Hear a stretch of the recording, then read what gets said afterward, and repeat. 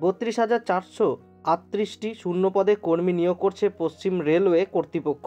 কিভাবে আবেদন করবেন সবটাই জানতে অবশ্যই শেষ অবধি আপনাদের ভিডিওটি দেখতে হবে। সহজপাঠ ইউটিউব চ্যানেলে আপনাদের সকলকে স্বাগত জানাই।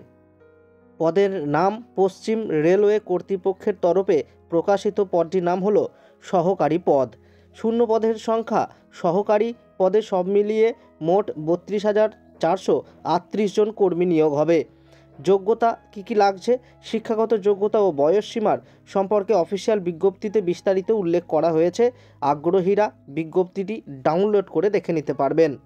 কিভাবে আবেদন করবেন আবেদনকারীরা এখানে অনলাইনের মাধ্যমে জানতে পারবেন। তাহলে দেখে নিন আবেদন করার সম্পূর্ণ পদ্ধতি। আবেদনকারীরা সর্বপ্রথমে রেলওয়ে রিক্রুটমেন্ট বোর্ডের অফিসিয়াল ওয়েবসাইটে যাবেন indianrailway.gov.in।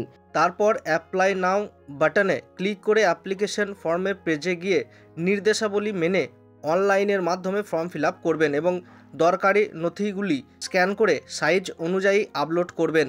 সর্বশেষে ভেরিফাই করে নিয়ে সাবমিট বাটনে ক্লিক করে আবেদন প্রক্রিয়াটি সম্পন্ন করে দেবেন।